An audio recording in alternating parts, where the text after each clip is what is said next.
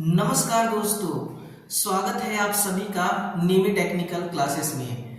तो आज का हमारा सेशन मध्य प्रदेश लाइन परिचालक के लिए है और जैसा कि हम इसका पहला भी एक सेशन करा चुके हैं कि 24 जुलाई 2018 में आयोजित प्रीवियस ईयर क्वेश्चन पेपर को हम सॉल्व कर रहे हैं।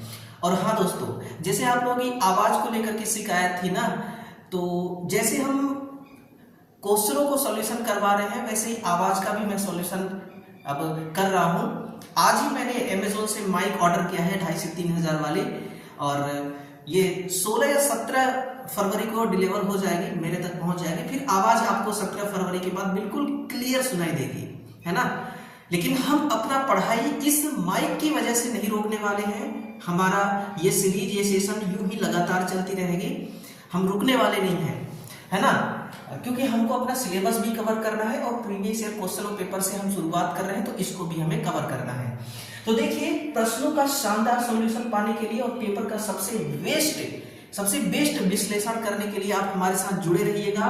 और 24 जुलाई 2018 के पेपर को हम आज नस्ते नाबूद करने जा रहे हैं और प्रश्न संख्या आज हमारा होगा 26 से लेकर के 50 तक, यानी कि एक सेशन में हम 25 क्वेश्चनों को हल करते हैं, है ना। हमारा टारगेट ये होता है कि जितना हो सके उतना बेहतर से बेहतर सॉल्यूशन आपको कराया जाए। तो चलिए, सेशन को लाइक करिएगा, है ना, और शेयर कर दीजिएगा अपने साथियों तक, ताकि ये क्लास वो भी देख सके। और Madhya Pradesh power transmission corporation limited line attendant का प्रीवियस ईयर क्वेश्चन पेपर मैं आप लोगों को दे रहा हूं। अब देखिएगा, क्वेश्चन नंबर हमारा 26 है ना, आज का पहला 26 नंबर का, ये है 35 का, चलिए ये है 26, है ना, ये रही। इसमें देखिए बिल्कुल अलग अलग लेवल के क्वेश्चनों का आपको क्वेश्चनों से सामना करवाऊंगा मैं। बिल्कुल अलग ही लेवल का क्वेश्चन है, बिल्कुल नया चीजें आपको सीखने को यहाँ से मिलेगी। और पीडीएफ चाहिए तो हमारे टेलीग्राम को ज्वाइन कर लीजिएगा, डिस्क्रिप्शन में लिंक दिया गया है। व्हाट्सएप ग्रुप को भी साथ में ज्वाइन कर लीजिए। कोई भी क्वेरीज है ग्रुप में आप शेयर कीजिए, है ना, परेशानी शेयर कीजिए, आप अपना सवाल शेयर कीजिए, उसका सोल्यूशन हम देंगे। एक टेस्ला किसके बराबर होती है बताइएगा, एक टेस्ला किसके बराबर होती है?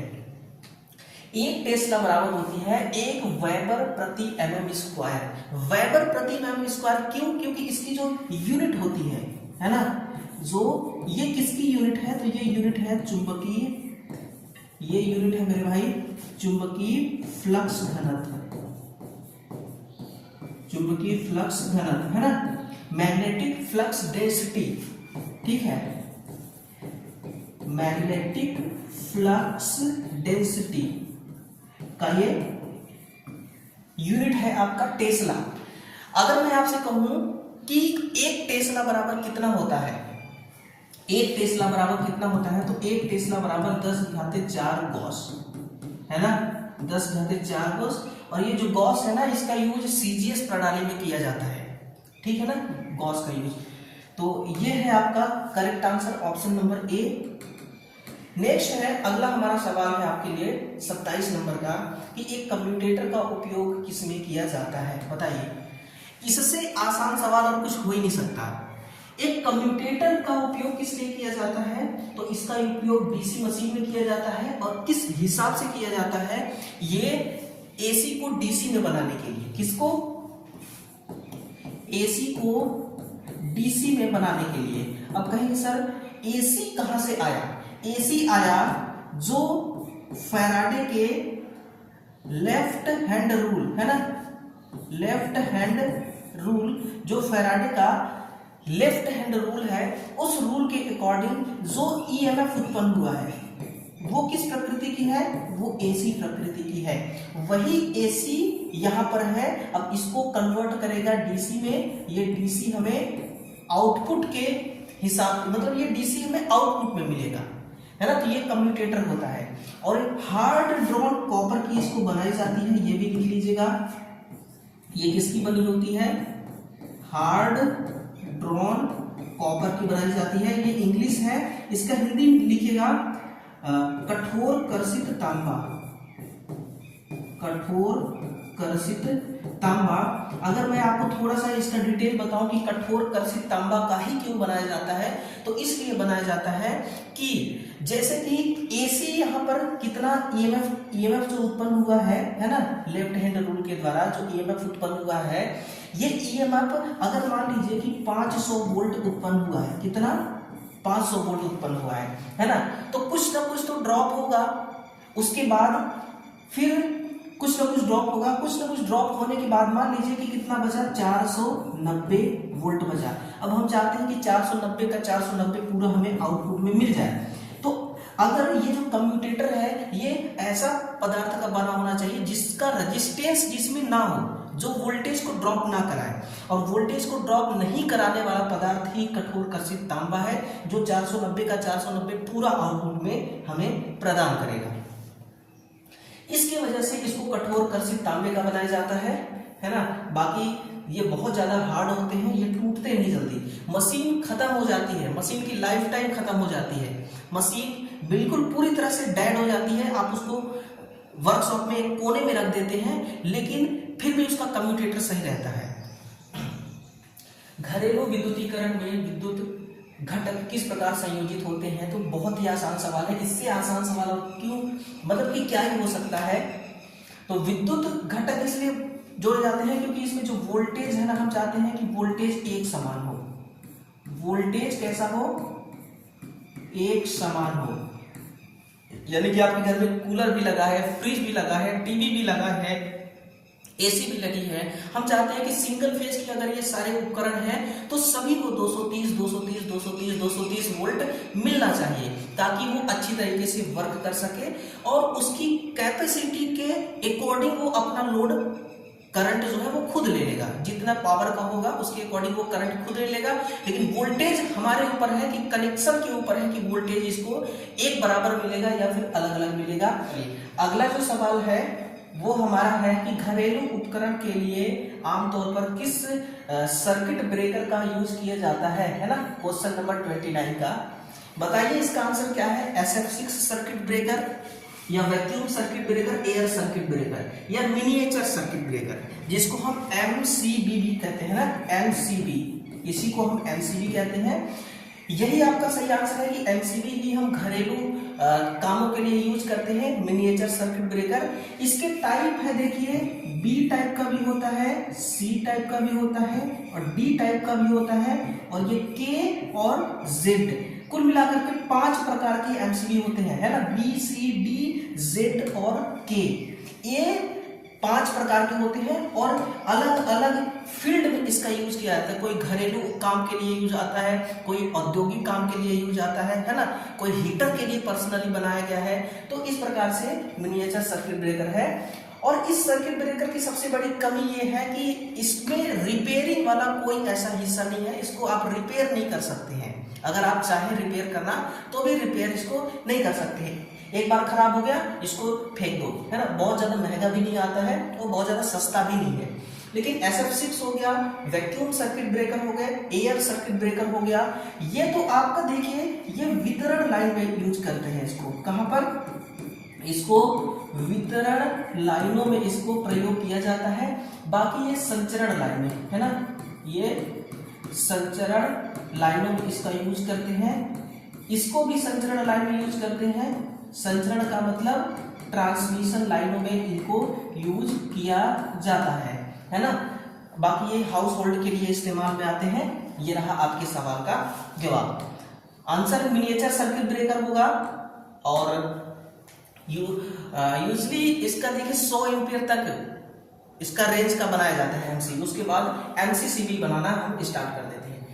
30 नंबर का है कि फूड ग्राइंडर में कौन सी मोटर उपयोग की जाती है, तो इसमें नो डाउट यूनिवर्सल मोटर, जो AC और DC दोनों प्रकार की सप्लाई से चलता है। और ये सवाल कल वाले क्लास में भी हमने देखा था, है ना, यानी DC मोटर पर 2 सवाल आ गए। एक बहुत ही शानदार सा सवाल है 31 नंबर का कि 1000 वाट की विद्युत प्रेस प्रतिदिन 2 घंटे के लिए काम कर रही है। यदि विद्युत धारा की दर 2 रुपए प्रति यूनिट है तो जनवरी में जनवरी के महीने के लिए विद्युत प्रेस का इलेक्ट्रिक बिल में योगदान कितना होगा? बहुत ही बढ़िया सवाल है दोस्तों, बहुत ही अच्छा सवाल है ना। देखिए कैसे निकालते हैं हम क्या निकालना है, हमें यूनिट निकालना है ना। मैं आपको यूनिट निकालना सिखाता हूँ। यूनिट क्या होता है? Kilowatt hour. किलो का मतलब 1000 वाट, यानी कि पावर कितनी है? 1000 है ना। 1000 किलोवाट आवर है ना। पावर कितना है? 1000 गुणे 2 घंटे के लिए चलेगा, 2 घंटे के लिए चलेगा, 2 घंटा गुणे जनवरी महीना बोला है, तो जनवरी महीना में कितना दिन होता है? 31 दिन होता है, तो ये 31, बाकी नीचे करिए आप 1000 है ना।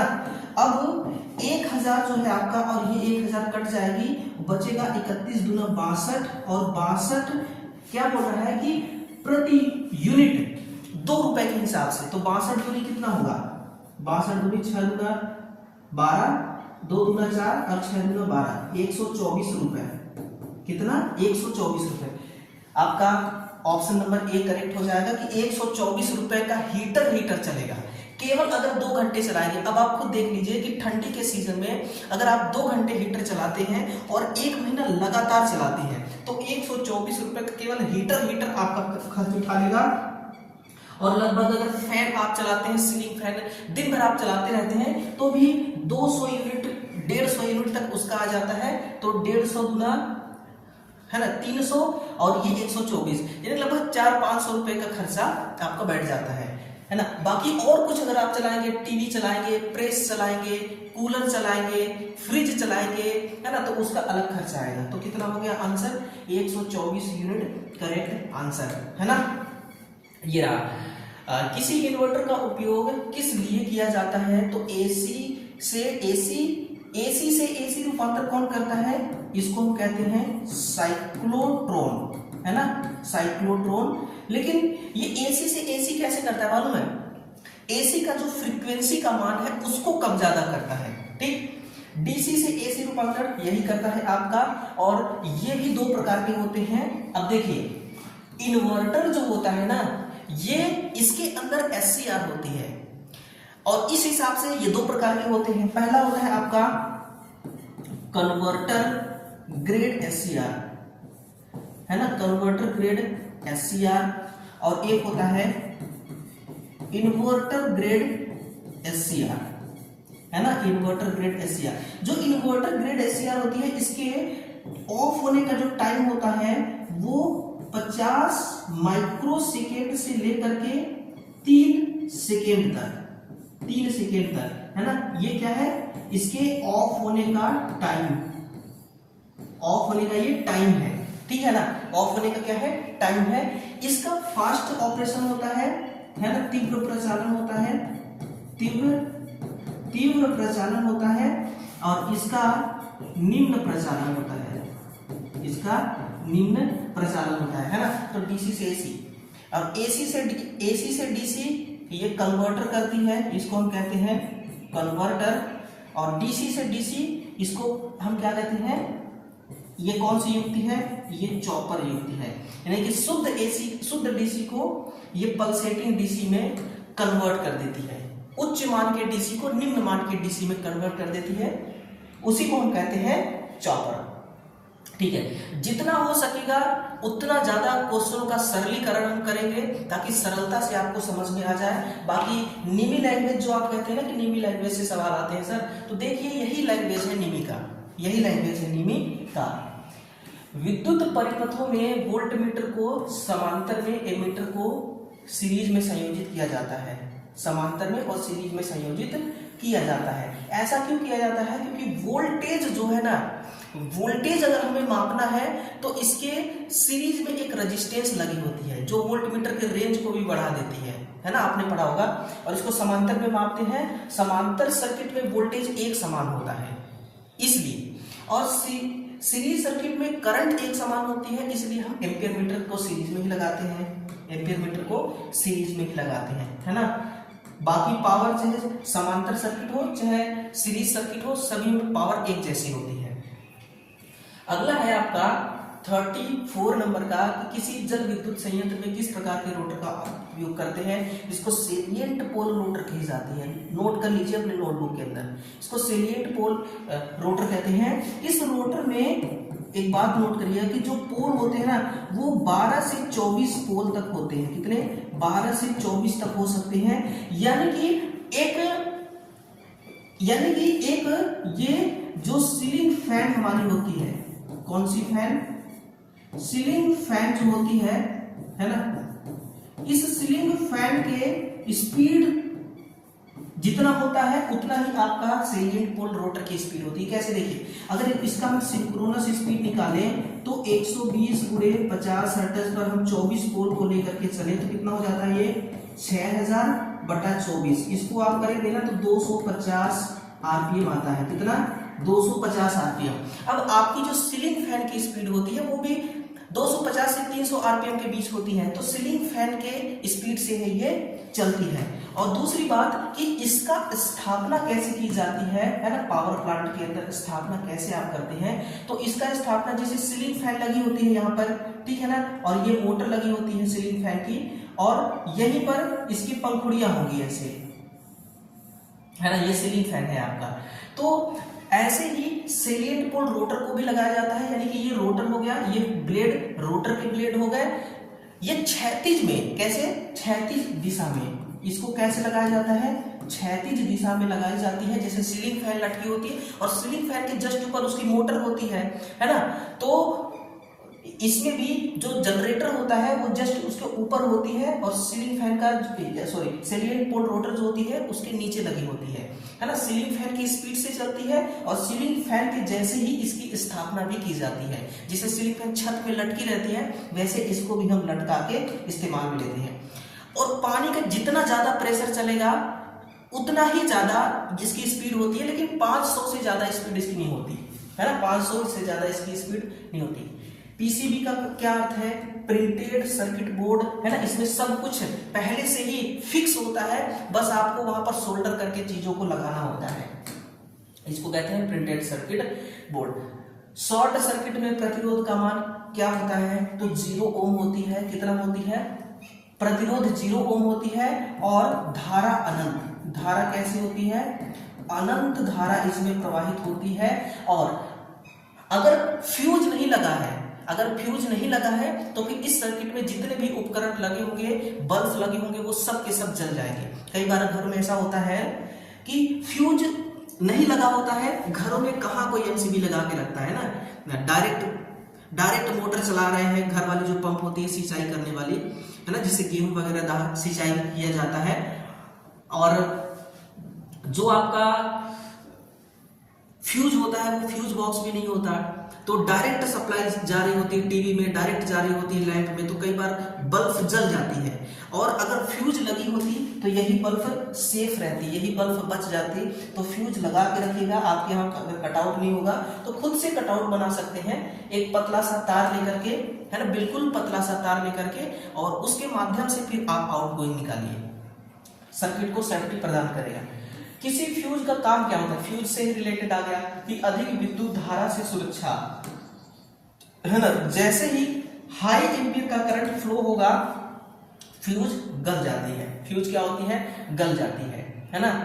और बाकी आपको अधिक वोल्टेज से सुरक्षा कौन देगा? ओवर वोल्टेज डिवाइस एक होती है, वो अधिक वोल्टेज से सुरक्षा देता है। विद्युत धारा के रिसाव से ELCB, है ना, अर्थ लीकेज सर्किट ब्रेकर होती है, ये लीकेज से सेफ्टी देती है। मतलब कि बहुत कम अमाउंट का करंट, मिली एम्पियर करंट भी अगर लीकेज होगा सर्किट से, तुरंत सर्किट को वो ब्रेक कर देगा। ये होता है अर्थ लीकेज सर्किट ब्रेकर। प्रकाश की एक समान तीव्रता के लिए टंगस्टन बल्ब, है ना, tungsten bulb, CFL bulb, LED bulb में से कौन अधिक शक्ति खर्च करेगा? तो ये टंगस्टन वाला करेगा, क्योंकि टंगस्टन का जो रेजिस्टेंस होता है वो बहुत ज्यादा होता है। टंगस्टन का रेजिस्टेंस बहुत ज्यादा होता है। ये टंगस्टन जो बल्ब जो होता है ये 100 वाट वाली होती है। कितने वाट वाली होती है? ये 100 वाट की होती है। और CFL जो होती है, देखिए ट्यूबलाइट, अभी इस रूम में जो ट्यूबलाइट जल रही है सब 40 वाट की है। कितनी वाट की है? ये 40 वाट की है। और LED बल्ब देखिए 3 वाट की भी आती है, 6 वाट की भी आती है, 9 वाट की भी आती है ना। 9 वाट की भी आती है। अब आप देखिए कि कहाँ ये 100 वाट पावर खपत करेगा, है ना। अगर करंट निकाला जाए I बराबर P बटा V, देखिए पावर कितना है 100 वाट और वोल्टेज 200, हम 200 वोल्ट ही लेकर के चलते हैं, कितना होता है 0.5 एम्पियर, 0.5 एम्पियर होगा ना। और 40 वाट में देखा जाए तो 40 बटा 200, 40 बटा 200 का रेट कितना हो जाएगा, भाग में खाए 90 शून्य 400, 0.2 एम्पियर। अब देखिए ये कम करंट ले रही है, ये कम करंट ले रही है और ये ज्यादा करंट ले रही है ना। ये ज्यादा करंट 200 के हिसाब से देखा, 240 देखेंगे तो और ज्यादा आएगा, है। मैं एक एग्जांपल ले रहा हूं। तो टंगस्टन में प्रतिरोध बहुत ज्यादा होता है, इसमें क्या होता है प्रतिरोध का मान बहुत ज्यादा होता है, जिसके कारण ये उष्मा भी बहुत ज्यादा उत्पन्न करती है और इसका जीवन काल भी बहुत कम होता है ना। जीवन काल टाइम पीरियड इसका क्या होता है, निम्न होता है, टाइम पीरियड कम होता है ना। ये सारी चीजें। और आज के टाइम पे देखिए गांव देहातों में ही आपको देखने को मिलेगा 100 वाट का लैंप, जो बहुत ज्यादा गरीब होते हैं ना वही लोग, मैं ज्यादातर मैंने देखा क्योंकि मैं भी गांव से ही बिलोंग करता हूं, तो हमारे यहाँ भी अभी तक 100 वाट के बल्ब जलते हैं, क्योंकि वो 10 से 15 रुपए की आ जाती है इजिली। अगर आप ये लेने जाएंगे 40 वाट का CFL तो लगभग 180, 190, 200 रुपए तक का आता है। और LED लेने जाएंगे तो ये भी लगभग 9 वाट की आ जाती है, 80-90 रुपए, 100 रुपए तक की। तो उसके अकॉर्डिंग तो 100 वाट वाली जो है वो कितने की आती है, 10 रुपए की, है ना। सूर्या कंपनी की 15 रुपए की आती है। और बात रही बिजली खपत होने की, तो वैसे भी गांव में 100 यूनिट वाली जो बिजली होती है ना, मतलब कितना भी आप यूज करिए 100 रुपए आपका पैसा आएगा महीने में बिजली का बिल। तो फिर आप चाहे कितना भी बल्ब जलाइए क्या ही फर्क पड़ेगा, है ना। तो ज्यादातर टंगस्टन वाले ही लैंप यूज किया जाता है। क्लियर, चलिए। लेकिन हालांकि इससे रोशनी बहुत कम निकलती है, रोशनी बहुत ही कम निकलती है इससे, है ना। और इसकी एक सबसे बड़ी खासियत मैं आपको बताऊं कि अगर जब ठंडी के सीजन में कोहरा निकलता है ना, उस कोहरे को इसकी किरणें भेद सकती हैं, LED की नहीं भेद सकती। इसीलिए आपने देखा होगा कि पहले के गाड़ियों में क्या होता था, ट्रकों में क्या होता था कि हैलोजन लैंप उसमें लगे होते, हेडलाइट में जो हैलोजन लैंप का यूज किया जाता था। आज के टाइम पे तो LED लगा रहे हैं, पहले के टाइम पे वो यूज किया जाता था, है ना। प्रेरक, इंडक्टर और कैपेसिटर किसमें अचानक परिवर्तन की अनुमति नहीं देती, ठीक है। ये देखिए ये विद्युत धारा है ना, जो इंडक्टर है ये विद्युत धारा यानी कि धारा के परिवर्तन में विरोध, है ना। मैं यहां पर लिख दे रहा हूं, धारा के परिवर्तन में कौन विरोध करता है, इसको हम कहते हैं इंडक्टर। ये हमारी क्या कहलाती है, ये हमारी है इंडक्टर। और फिर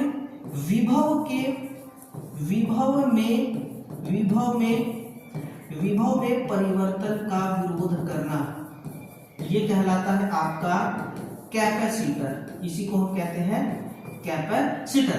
अब एक बात आप मेरे को बताइए कि इंडक्टर किस प्रकार की पावर को स्टोर करता है और किस प्रकार की पावर को डिलीवर करता है, यानी कि प्रदान करता है।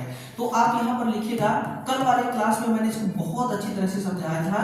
ये रिएक्टिव पावर को स्टोर करता है, किसको, रिएक्टिव पावर को स्टोर करता है प्रतिक्रियाशील शक्ति, है ना। को ये क्या करता है, ये संग्रहित करता है, ये क्या करेगा, संग्रहित करता है। बाकी रिएक्टिव पावर को संग्रहित करता है और एक्टिव पावर, है ना, किसको, एक्टिव पावर को, यानी कि सक्रिय शक्ति मतलब आप लिख लीजिएगा वास्तविक शक्ति, है ना। इसको क्या करती है, डिलीवर करती है, यानी कि प्रदान करती है ना। आप ये लिख सकते हैं कि इसको स्टोर करती है, इसको आउटपुट में देती है। अब ये जो रिएक्टिव पावर आउटपुट में जा रही है, इसको कौन स्टोर करेगा, तो इसको स्टोर करेगा कैपेसिटर। इसको कौन स्टोर करता है, कैपेसिटर, है ना। तो कैपेसिटर किसको स्टोर करेगा, ये सक्रिय शक्ति को, जिसको हम वास्तविक शक्ति कहते हैं, किलोवाट में जो होती है, ये क्या करेगा, इसको संग्रहित करेगा, है ना, संग्रहित करेगा। और बाकी ये प्रतिक्रियाशील शक्ति, मैं यहां पर लिख रहा हूं प्रतिक्रियाशील शक्ति को ये क्या करता है, प्रदान करता है ना, प्रदान करता है। अब समझिएगा, प्रतिक्रियाशील शक्ति को ये स्टोर करता है, ठीक है ना, लेकिन प्रतिक्रियाशील शक्ति आती कहां से है, ये कैपेसिटर के आउटपुट से आती है और इंडक्टर को इनपुट के रूप में काम करती है ना, और जैसे इसका उल्टा सक्रिय शक्ति होता है। तो ये एक्चुअली इनका काम होता है, इस प्रकार से ये काम करते हैं, है ना। अगला 110 वाट के विद्युत बल्ब को 220 वोल्ट के वोल्टेज सोर्स के साथ संयोजित किया गया है। बल्ब का प्रतिरोध कितना होगा, बल्ब का प्रतिरोध कितना होगा, है ना। यहाँ पर मान लीजिए कि ये एक सर्किट है, ये लैंप है आपकी, और यहाँ पर वोल्टेज कितना है, 220 वोल्ट का वोल्टेज सोर्स है ना, और ये है 110 वाट का लैंप, 110 वाट का लैंप है, और यहाँ पर हमें R की वैल्यू ज्ञात करना है, किसकी, बल्ब का प्रतिरोध कितना होगा। देखिए हमें एक चीज पता है कि P बराबर होती है I स्क्वायर इंटू R, तो क्या हम यहां से R बराबर P बटा I स्क्वायर ले सकते हैं, बिल्कुल ले सकते हैं। अब हमें करंट नहीं पता है, हमें करंट इसमें कितना चल रहा है ये भी नहीं पता है ना, I बराबर क्या है हमें ये भी नहीं पता है। तो हम I निकालने के लिए हमें क्या करना होगा, I बराबर होता है P बटा V, पावर हमें पता है ना कितना है, 110 वोल्ट, 110 वोल्ट, वोल्टेज है 220 है ना, कितना हो जाएगा 0.5 एम्पियर, 0.5 एम्पियर। तो अब हमें यहां मिल गया, देखिए पावर है हमारे पास 110 वोल्ट और I जो है ये I स्क्वायर है, 0.5 का आप वर्ग निकालेंगे तो 0.25 आएगा, 0.25 आएगा, ठीक है। अब जब आप इसको वो डिवाइड करेंगे तो ये 440 ओम आता है, कितना 440 ओम, है ना, इसका आता है 440 ओम। इस प्रकार से पहले आप करंट निकालिए। अब देखिए करंट हमें पता चल गया कितना है, 0.5 एम्पियर, करंट कितना है 0.5 एम्पियर। नेक्स्ट, सोल्डरिंग प्रक्रिया में टीन और लेड का सबसे सामान्य अनुपात क्या होता है, तो 60% टीन होती है और 40% लेड होता है, यानी कि सीसा होता है। सीसा भी विद्युत का सुचालक है, ये ध्यान रखिए। प्रतिरोध का कलर बैंड BRYG है, प्रतिरोध का मान क्या है ना, बताइएगा प्रतिरोध का मान क्या है। देखिए BRYG है, क्या है BRYG, अभी मैं आपको बता रहा हूं क्या होगा, है ना, पूरा कलर कोडिंग मैंने निकाल के रखा है, ये देखिए BRYG।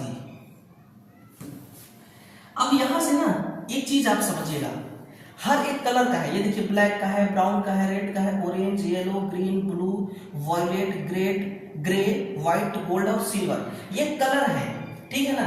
BRYG हमसे पूछा गया है ना, क्या पूछा गया है, एक बार और देख लेता हूं मैं,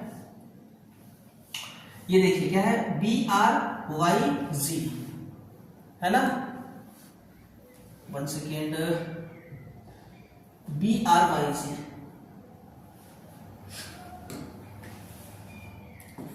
BRY और G।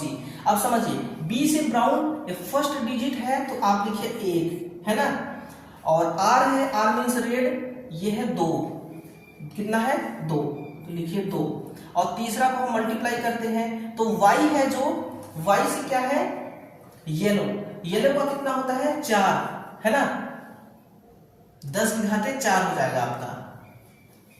Y कहाँ है, ये है येलो का, 10 की घाते 4, तो ये हो जाएगा 10 की घाते 4 और प्लस माइनस, ये टॉलरेंस को बताता है लास्ट वाला कलर। लास्ट वाला कलर किसको बताता है, मैं यहां पर लिख देता हूं सहनशीलता को,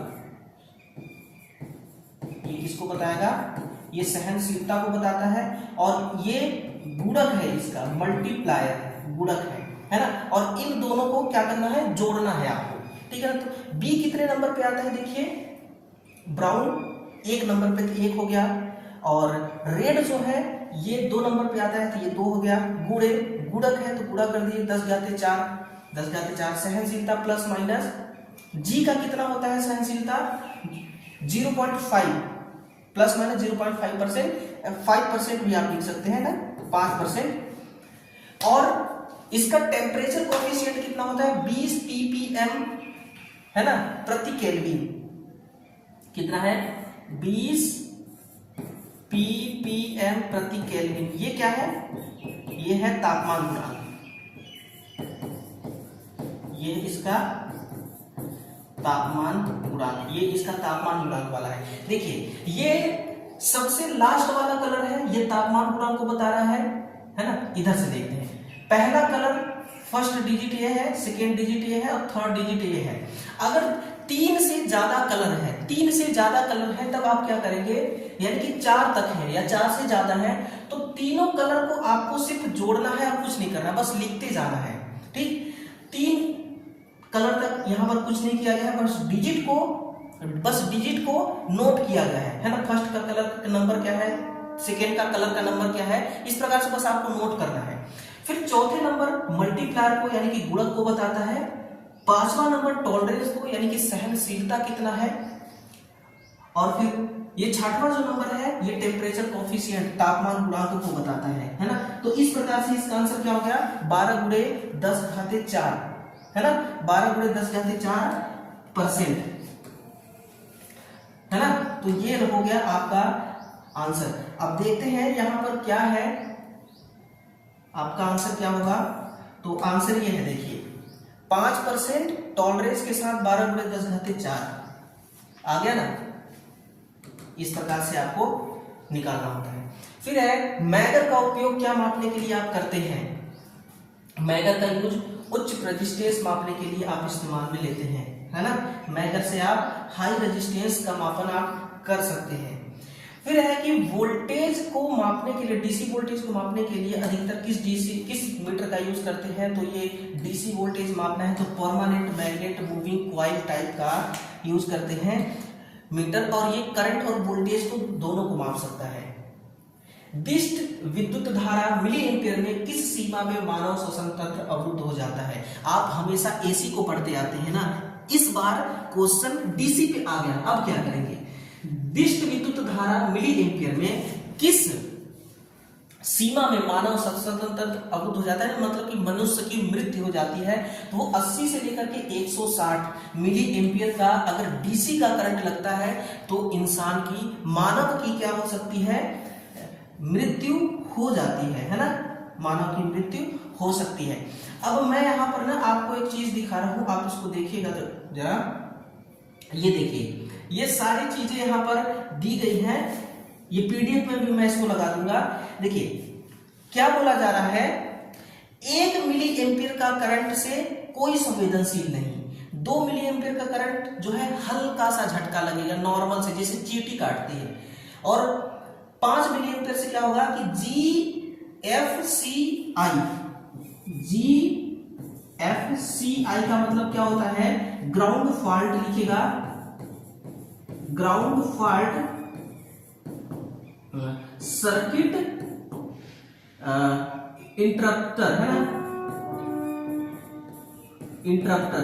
यानी कि ग्राउंड फॉल्ट सर्किट इंटरप्टर का मतलब क्या होता है कि अगर किसी सर्किट में 5 GFCI का करंट चल रहा है ना, इतने एम्पियर का, मिली एम्पियर का करंट चल रहा है, उस सर्किट में अगर आप दोषपूर्ण उपकरण जोड़ेंगे तो वो सर्किट ट्रिप हो जाएगी। वो सर्किट क्या हो जाएगी, ट्रिप हो जाएगी, है ना। 10 मिली एम्पियर को हम इग्नोर नहीं कर सकते। 20 मिली एम्पियर से मांसपेशियां का सिकुड़न हो जाएगा, है ना, मांसपेशियां सिकुड़ने लगेगी, दर्द बहुत भयानक होने लगेगा, है ना। इस प्रकार से 20 मिली एम्पियर। 30 में दम घुटने लगेगा, आप मतलब ठीक तरीके से श्वास नहीं ले पाएंगे, आपका जो फेफड़ा है वो धीरे धीरे करके काम करना बंद कर देगा, है ना, और आप श्वास लेने में दिक्कत होने लगेगी। ऐसा लगेगा कि वायुमंडल में हवा ही खत्म हो गई है। तो 30 मिली एम्पियर में ये होता है ना। 60-90 में भी यही होता है। 100 मिली एम्पियर जो होता है ये दिल धड़कना बंद कर देता है, जिसको हम ये भी कह सकते हैं कलेजा का फट जाना, है ना। कलेजा जो है, हृदय जो है, हार्ट, वो काम करना बंद कर देता है ना, जिससे मनुष्य की मृत्यु हो सकती है। फिर 200 में भी वही कहानी है। 300 मिली एम्पियर में क्या होगा, सांस रुक जाती है, यानी पूरी तरह से मृत्यु होना ही होना है 300 मिली एम्पियर में। 900 मिली एम्पियर में क्या होगा कि गंभीर जलन यानी कि मरने के बाद चाहे जलन हो चाहे कुछ भी हो, क्या ही फर्क पड़ेगा किसी को। और 100 वाट मतलब कि 1000 मिली एम्पियर में क्या होगा कि 1000 मिली एम्पियर का करंट अगर शायद किसी बल्ब को देंगे तो वो बल्ब जलने लगेगी। ये कौन सी बल्ब है? जो 100 वाट की बल्ब है जिसमें टंगस्टन का फिलामेंट लगा रहेगा, है ना, वो बल्ब जल जाएगी 1000 मिली एम्पियर से, ठीक है ना। तो इस प्रकार से मनुष्य पर बिजली के प्रभाव पड़ते हैं। चोट लगने या मृत्यु होने के लिए अधिक विद्युत धारा की आवश्यकता नहीं होती, है ना, अधिक विद्युत धारा की आवश्यकता नहीं होती। मिली एम्पियर करंट में ही इंसान की मृत्यु हो सकती है। ये होता है किसके लिए? ये सब एसी के लिए मैं बता रहा हूं, ये भी ध्यान रखिएगा। किसके लिए? ये सभी एसी के लिए बताई जा रही है। किसी घरेलू वाणिज्य अंतर्वर्तक यानी कि इन्वर्टर की आउटपुट तरंग वेव फॉर्म कैसी होती है? ये क्वासी स्क्वायर की होती है। कहेंगे सर क्वासी स्क्वायर क्या है आप? तो क्वासी स्क्वायर का मतलब होता है, क्वासी स्क्वायर का मतलब होता है अर्ध स्क्वायर तरंग, अर्ध स्क्वायर तरंग। ये क्या होता है? Quasi square. इसका यूज पता है कहां पर किया जाता है? जो स्विच मोड पावर सप्लाई होती है ना, इसमें एसएमपीएस में यूज करते हैं और रोबोटिक्स में भी करते हैं। कहां पर? रोबोटिक्स में भी करते हैं, रोबोट वगैरह में भी करते हैं, है ना, इस वेव फॉर्म वाले करंट का सप्लाई का यूज। और इसके अलावा ना एक जगह और कहां मेरे को ध्यान नहीं आ रहा है, एसएमपीएस में, रोबोटिक्स में, डीसी मोटर नियंत्रण में, डीसी मोटर कंट्रोलिंग में, है ना। तो इन स्थानों पे आप क्वासी स्क्वायर वेव फॉर्म का इस्तेमाल करते हैं हम, ठीक है। और मैं आपको यहां पर इसका वेव फॉर्म भी दिखाना चाहूंगा कि इसका वेव फॉर्म कैसा होता है। तो ये देखिए, ये क्या है हमारी? ये हमारी क्वासी स्क्वायर, है ना। ये क्या है? क्वासी स्क्वायर तरंग। यह है क्वासी स्क्वायर तरंग। आप देख रहे हैं हाफ यानी कि अर्ध स्क्वायर। कैसा है? अर्ध स्क्वायर, हाफ स्क्वायर, है ना, इसको हम कहते हैं क्वासी स्क्वायर। आप देख रहे हैं स्क्वायर के वेव फॉर्म में इसका ग्राफ बन रहा है ना।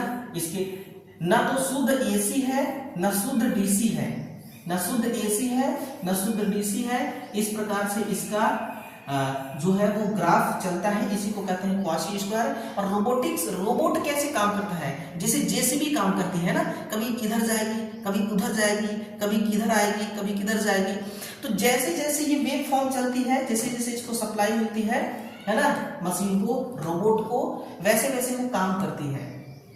तो यूजली जनरली इसका यूज यहां पर होता है, ठीक। एक डीसी मोटर के आर्मेचर का रेजिस्टेंस 1 ओम है। क्वेश्चन सही से नहीं दिख रहा है। आर्मेचर का रेजिस्टेंस यानी कि Ia बराबर 1 ohm. Voltage, supply voltage 100 volt. और बैक ईएमएफ कितना है? बैक ईएमएफ है 96 वोल्ट। और आर्मेचर करंट आपको ज्ञात करना है। आर्मेचर की विद्युत धारा कितनी होगी? अच्छा, ये Ia नहीं, आर्मेचर का रेजिस्टेंस है ना, ये है, ये आर्मेचर करंट। देखिए, अगर आपको फॉर्मूला सही पता है, आपको सही से फॉर्मूला पता है, आपको न्यूमेरिकल लगाना आता है, आपसे मैथ आता है ना, तो अनजाने में भी अगर आपसे गलती होगी ना, तो भी वो गलती सफल नहीं हो पाएगी, आप पकड़ लेंगे अपनी गलती को, ठीक। हमें ये ज्ञात करने के लिए हमें एक भली भांति पता है सूत्र की बैक ईएमएफ बराबर V minus Ia into RA होता है। बताइए, ये सवाल पता है, ये फॉर्मूला पता है सभी को ना। हमें यहाँ से आर्मेचर करंट निकालना है, तो हम क्या करेंगे? हम यहाँ से कर देंगे वोल्टेज माइनस बैक ईएमएफ बटा आर्मेचर का रेजिस्टेंस। करेंगे कि नहीं? है ना, कर देंगे। अब यहाँ से आर्मेचर करंट बराबर क्या हो जाएगा? वोल्टेज 100 वोल्ट है, बैक ईएमएफ 96 है, आर्मेचर का रेजिस्टेंस 1 ओम है। बताइए, 4/1 आया, भाग देंगे तो कितना आएगा? 4 एम्पियर आएगा कि नहीं आएगा? बताइए, 4 एम्पियर आएगा कि नहीं आएगा? है ना, ऑप्शन नंबर ए करेक्ट हो गया, 4 एम्पियर। बस आपको थोड़ा सा दिमाग लगाना है ना। आप चाहें तो बिना कैलकुलेशन किए ही इसका आंसर लगा सकते हैं। कैसे? इसको इसमें घटा दीजिए, सप्लाई वोल्टेज को बैक ईएमएफ में घटाना है।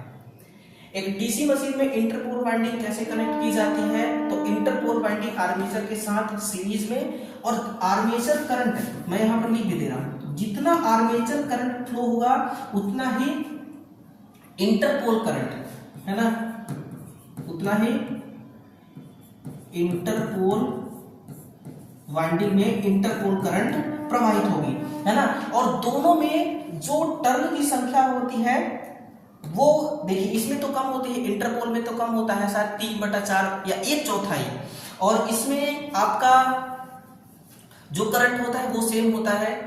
टर्न्स के लिए जो कॉइल यूज किया था वो बराबर होते हैं, है ना। बराबर कहने का मतलब कि मोटे तार के होते हैं, समझिएगा, है ना।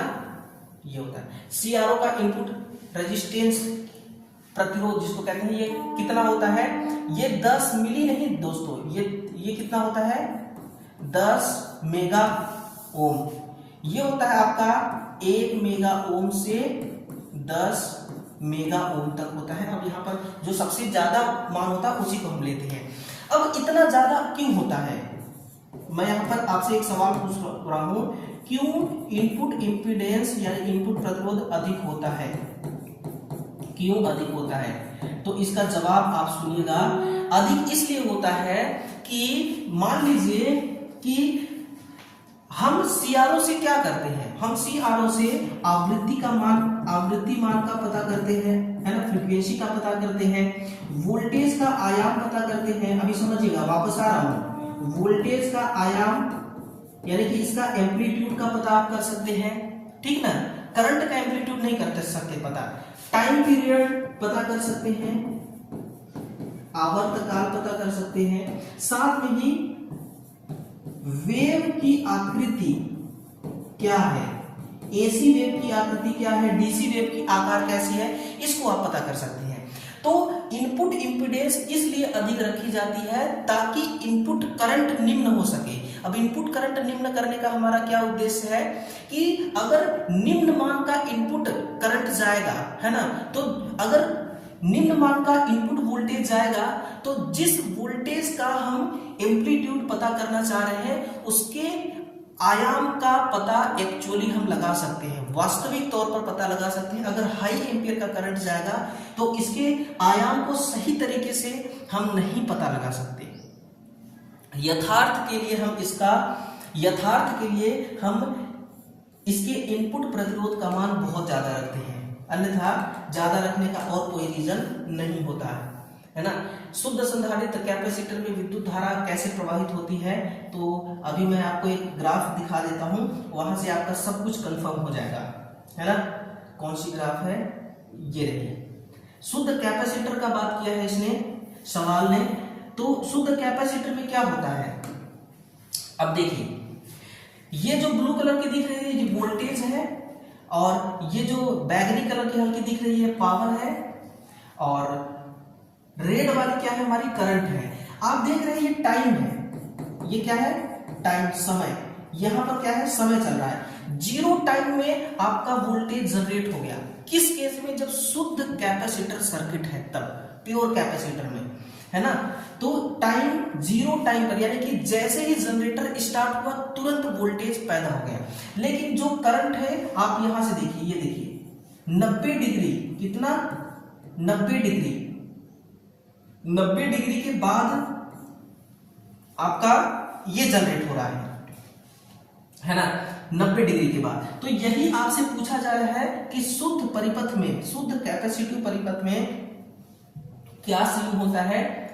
तो शुद्ध कैपेसिटिव परिपथ में ये सीन होता है कि जो वोल्टेज है ना, वो जो देखिए विद्युत धारा कैसे प्रवाहित होती है, वोल्टेज तरंग से 90 डिग्री आगे होती है, यानी कि जो करंट है 90 डिग्री आगे चलती है, 90 डिग्री आगे चलती है, कितना, 90 डिग्री करंट आगे चलती है ना। तो चलिए इतना ही सवाल हम सॉल्व करेंगे, 50 क्वेश्चन तक हम पहुंच चुके हैं, 25 और क्वेश्चन है, एक सेशन और मैं लूंगा, बाकी फिर जो है वो सारे चीज खत्म हो जाएंगे ना। लेड एसिड बैटरी के बारे में पूछा हुआ है, ये सवाल देखिए, है ना, बैटरी के बारे में 2 सवाल आ गया, 1 HP बराबर कितने वॉट होते हैं, है ना, ये सारी चीजें, ये पीडीएफ मैंने डाल रखा है अपने टेलीग्राम पर, वहां से आप देख सकते हैं, वहां से आप इस पीडीएफ को, है ना, देख सकते हैं। क्लियर। तो जितना भी सवाल आपने देखा इन सभी का पीडीएफ अब आपको मिलेगा टेलीग्राम पर, व्हाट्सएप ग्रुप पे भी हम डालते हैं, तो वहां से भी आप इसको डाउनलोड कर सकते हैं। बाकी हमारा समझाने का तरीका कैसा लगा, ये सेशन कैसा लगा और कंटेंट कैसा था, एक बार जरूर कमेंट सेक्शन में लिख दीजिएगा। आपके कमेंट का इंतजार हमें बहुत ही शिद्दत से रहता है मेरे भाई, बहुत ही इंतजार रहता है आपके कमेंट का। चाहे आप कैसा भी कमेंट करें, आपके कमेंट को बहुत ही सम्मान पूर्वक हम रिप्लाई देते हैं। तो सेशन को शेयर कर दीजिए और एक लाइक कीजिएगा, बाकी चैनल को सब्सक्राइब कर दीजिए ताकि अगला नोटिफिकेशन अगली क्लास की भी आपको मिल सके। मिलते हैं साथियों अगले सेशन में, तब तक के लिए अपना ख्याल रखिएगा। आपके बाय बाय, टेक केयर।